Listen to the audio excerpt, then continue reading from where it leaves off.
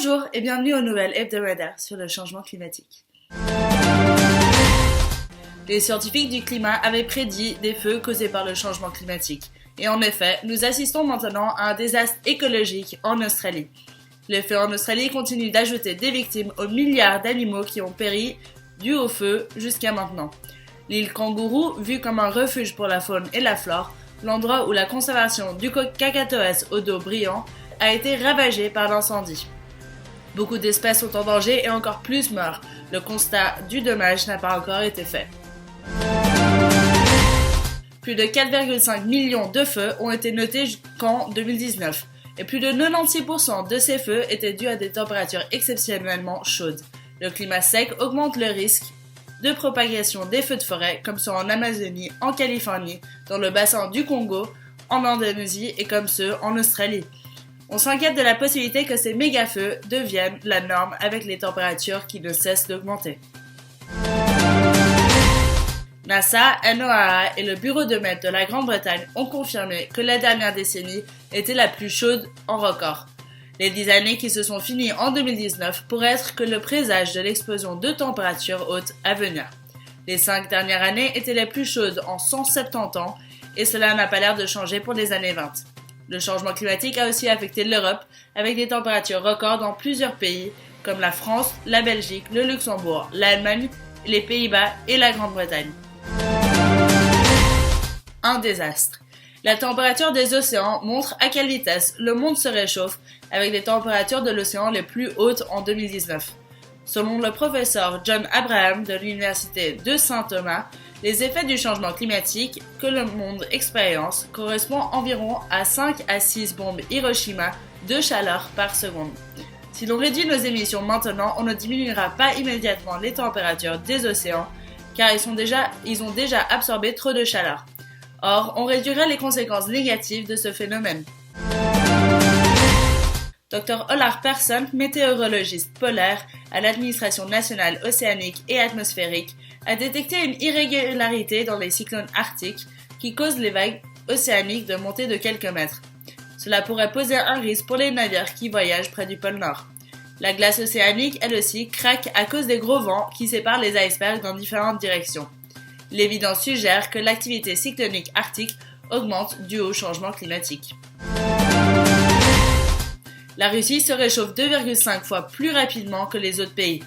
Le gouvernement a annoncé un plan qui commencera d'ici 2022 qui contient environ 30 mesures sociales et économiques pour aider à bâtir une résilience contre le changement climatique. L'alerte rouge a été faite sur la situation en Russie quand Moscou a atteint des températures 5,5 fois plus hautes que la moyenne.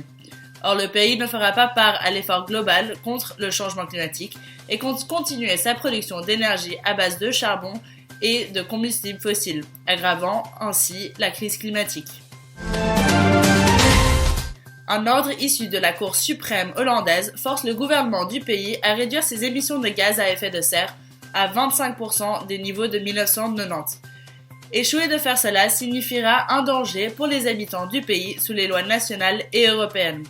Cela était la première fois qu'un gouvernement a été forcé à prendre la responsabilité dans le combat contre le changement climatique.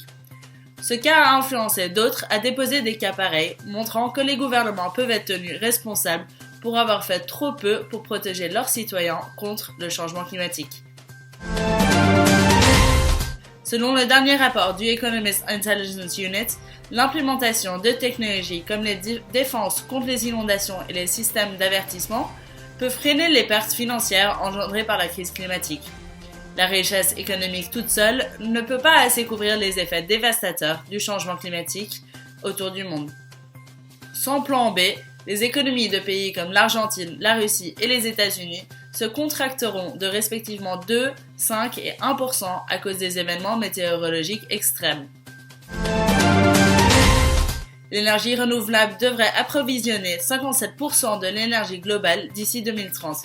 Selon l'Agence internationale sur l'énergie renouvelable, le pourcentage d'énergie renouvelable de l'énergie globale devrait plus que doubler d'ici 2030 pour atteindre cet objectif.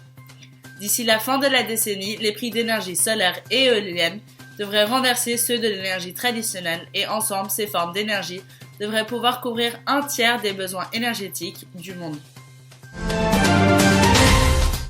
Durant l'Assemblée générale des Nations Unies à Abu Dhabi, le président, M. Mohamed Band, a poussé la communauté internationale d'augmenter leurs efforts afin d'assister les petits États insulaires en développement, car ils sont particulièrement vulnérables au changement climatique.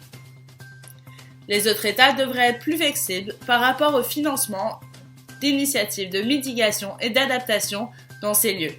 Le président a ajouté que le temps pour éviter les déplacements en masse s'était écoulé et que d'ici 2050, il sera probablement nécessaire de trouver de nouvelles accommodations pour 280 millions de personnes. Je vous souhaite une bonne journée et à la semaine prochaine.